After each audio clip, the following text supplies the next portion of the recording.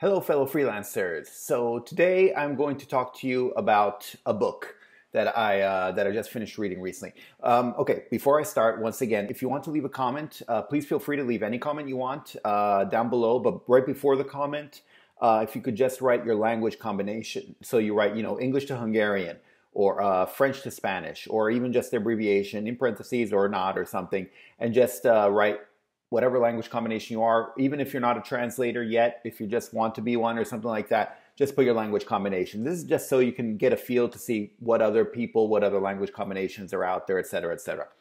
Anyway, let's get started. Today, I wanted to talk to you about a book that I recently read.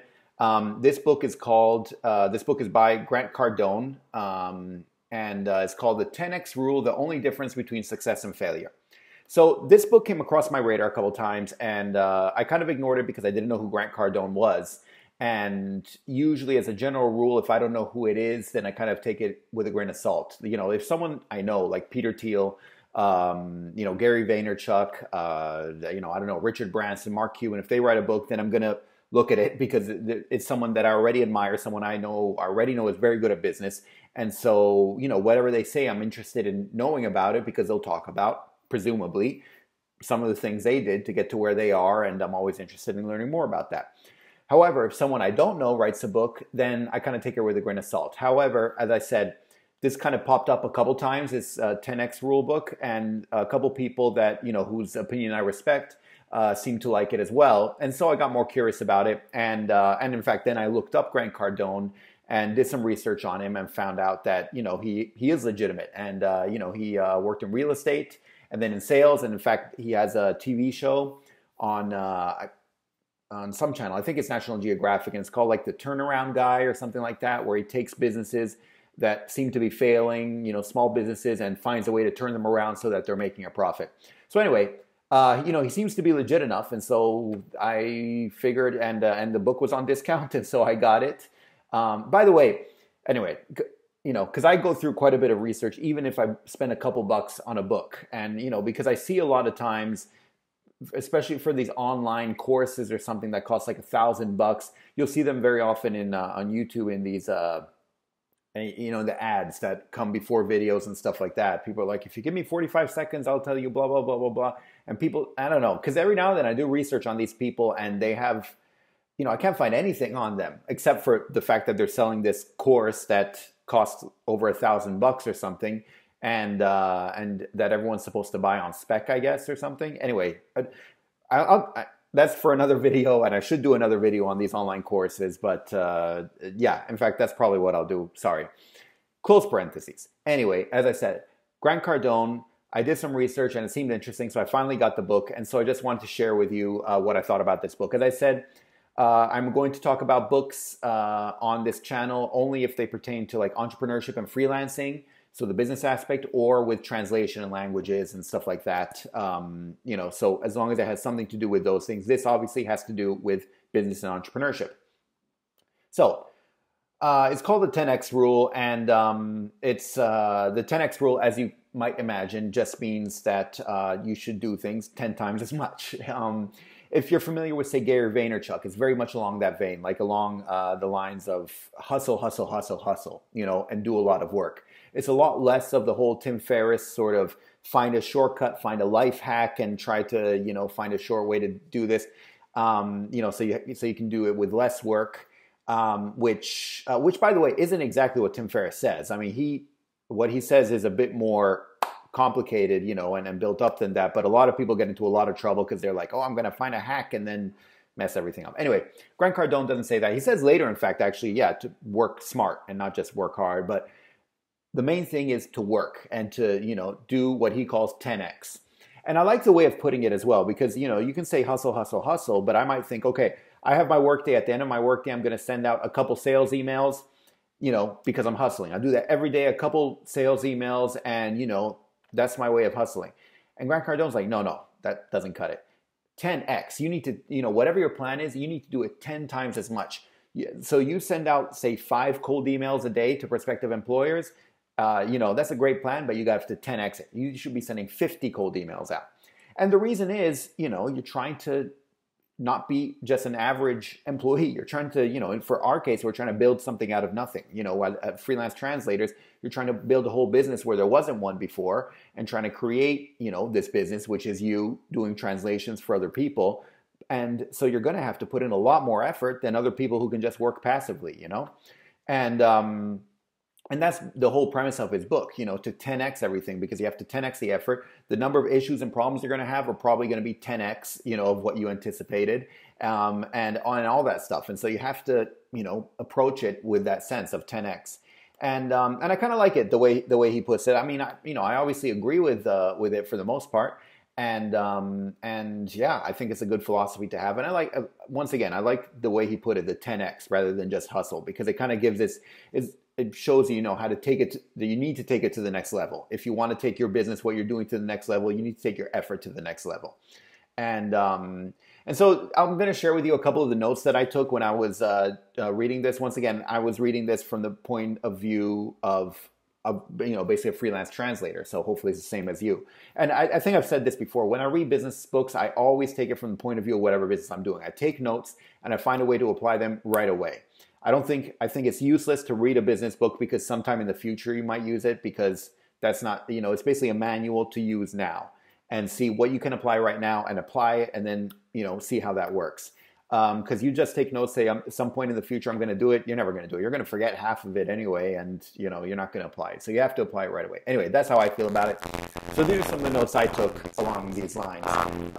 First one, he says, never diminish your target. And he says, and many businesses, they'll do that. They're like, our target was 100K. But, after 6 months, we realized we only have 20K. They're like, 100K isn't doable. Let's revise it down to 40 or 50K. Like, let's be optimistic. He's like, never do that. He's like, instead of decreasing your target, increase your input. So far, you're online to make 50K this year instead of 100K. Well, double your input, double your effort, and then you'll get 100K. So never decrease your target, but always increase your input, the effort that you put in.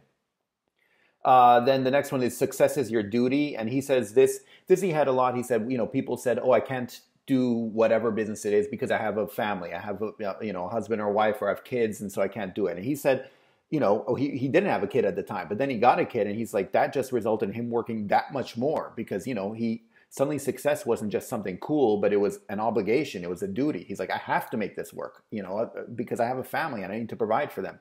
And, and it kind of resonated with me because I just had a kid. And so now I feel like what I'm doing now is really, I'm trying to build it up. And you do kind of see it in a different way. And I think it's good if you see success as an obligation, as a duty, and not just something, oh, it'd be cool if it works out, but whatever. No, you should force yourself to, have to succeed. And then what else does he have? Let's see, average achievement. Oh yeah, average achievements are worse than no achievements, because people feel like they're putting in the effort already. So people who achieve an average amount, people who, basically, so you have people who've achieved nothing.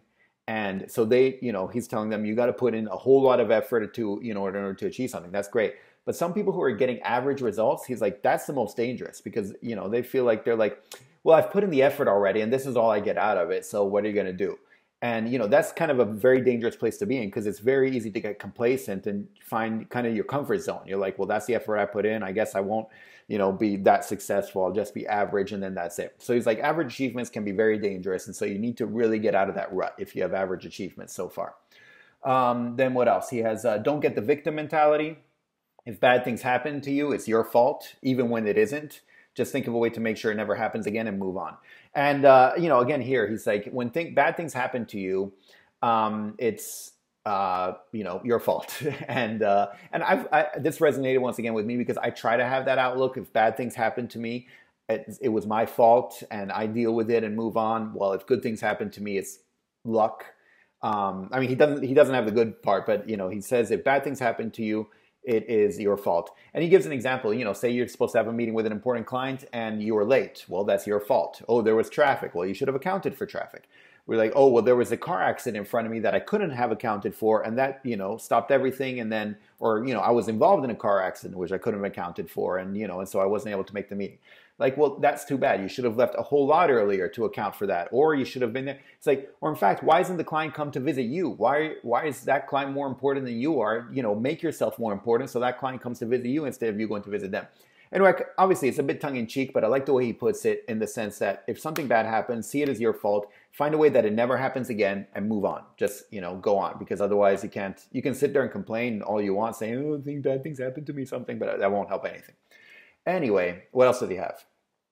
Competing is copying. That I found interesting as well. If you try to compete with others, so we as freelancers, obviously you have a lot of competition, but he's saying you compete with others right away, you're copying them. You're going to be just like them. But instead, don't do that. Find opportunities. And this, I think, is quite important for us as freelancers, because many times people will contact you, and I've mentioned this before, and say, hey, it'd be great if you could do this translation. We need this translation, but we also need some formatting done, or we need, something along with the translation, like a video or this or that. And you might be like, no, sorry, I'm just a translator. That's all I do. Or if you wanted, maybe you have a friend who's a designer and can do the formatting, and you'd be like, hey, I might get this job. Do you think we could work on it together? Because all of a sudden you provided something for a client that no other translator can do. So instead of seeing yourself as competing against these other translators, don't worry about those other translators. Just do what you can do, and you'll end up providing, a better offering to your client than just copying. And yeah, again, he says competing is copying, because you end up looking at what they do and try to, copy what they do. Then what else? He says, don't let a good recession go to waste. I like that as well, because, during recession is when everyone kind of cuts back and doesn't want to do stuff. So if you can get things going during recession, so now, in fact, for international stuff, it can be considered a recession, if you will. Because right now we have trade wars going on, the tariffs and this, that, and the other, especially if you're dealing with the States. But I'm doing, I'm working on this translation stuff, and I'm also trying to tie it into consulting in general for small businesses who want to go abroad, all that. Maybe offer a package deal, for their website in a different language, marketing material in a different language, stuff like that. And now is actually a great time to build it up, because no one else is. I have very little competition. And yeah, a lot fewer people are trying to go abroad. But if I can get a couple key clients now, when things do pick up later, I'll be in a great position. And so I like that. Don't let a good recession go to waste. Then what else does he have? He says, go all in. He says, unlike with poker, you don't have a limited number of chips. When you go all in, then that's it. He's like, you can go all in all the time, and then tonight you rest, and tomorrow you have all your energy back. Go all in again. Keep going all in. He's like, there's no reason not to go all in. You want to get something done, go all in. So I don't know. I like that. Then what else? You want new problems. He's like, anytime you encounter a new problem and you get scared, you're like, oh my God, it's a new problem. I have a new client who wants me to do something really hard, but I already even taken with this other client. That's a new problem. He's like, that's good. That means you're growing and you're doing new things. And, you're going to have to figure out how to deal with a new problem, but it's good to have new problems. New problems means change, means you're growing, means, you're getting out of your comfort zone. You don't want the same old problems. You want new problems. Then what else? He says, don't give fear time to grow. Many times you're scared of something like contacting a new client or, having that meeting or something like that. He's like, don't give it time to grow, because it never gets any better. In fact, you might start, giving yourself reasons not to do it, or else the fear gets more and more and more. He's like, anytime you feel that fear of doing something new or whatever, that's the time to do it. Do it right away. Don't think about it. Don't plan. Just do it. And then whatever happens, happens. And then what else? Trying to avoid complaints is wrong. He's like, don't not do a job because they might complain. Any complaint is just is a direct way for customers to give you feedback. It's a very direct way for them to give you feedback. And, if you try to avoid complaints too much, you're just avoiding expansion. So, anytime you get a complaint, that's great, because you're getting feedback that you didn't have to solicit. And that feedback is going to be very direct. It's going to be very honest usually. So encourage this feedback, and then you can improve. What else? Don't try to get money. Try to get wealth. It's something I believe in as well. Wealth you can build up, and all that. Money is just, anyway, that's, I guess, kind of a whole different conversation that I don't need to get into now. But then what else? Again, these are my notes from his books, the ones that I found useful. It's unethical not to achieve your full potential. You're robbing others of possible well-being. I think I already went through that. Success is your duty. Then he says to be uncomfortable. I kind of went through that as well. So anyway, once again, this book, I found there was nothing really earth-shattering in this book. But again, it might be because I read quite a few of these business books. But I did find it quite useful. I think what he says is, pretty much all legit. I agreed with, pretty much all of what he said for the most part. And I do think it's a good book. If you do come across it, I think it will be useful. Once again, like I said, the way I find it useful to read any type of business book like this is, to take notes, see how it applies to your business right then and there. And then once you're done, so what I do with these notes, once I'm done, I have these notes that I've been reading with the mindset of a freelance translator of what I do. And then I go through them again and see, okay, how can I exactly apply these principles to my business moving on, which is what I'm doing right now with my business. I'm going to be applying these, and so we'll see how it goes.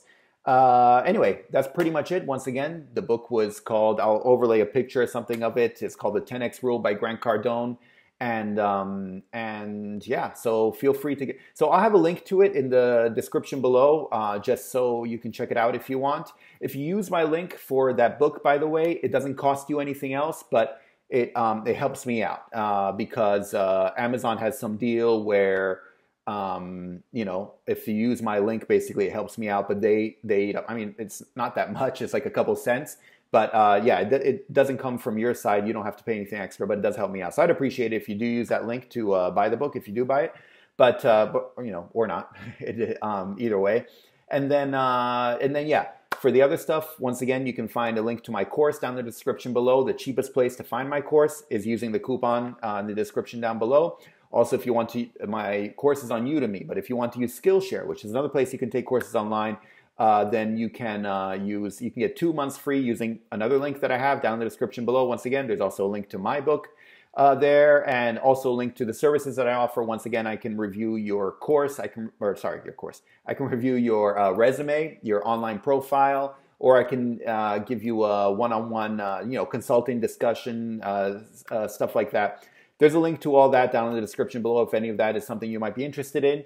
Otherwise, I will talk to you in the next video. Please don't forget to click thumbs up if you find this video useful. And I can do other book reviews as well, because I have other book reviews, business books in the works. I'm reading one on translation right now, actually. And then, and yeah, otherwise, don't forget to subscribe if you haven't for more videos on freelancing, freelance translation, and stuff like that. And I will talk to you in the next video. Okay, thanks. Bye. Savedum.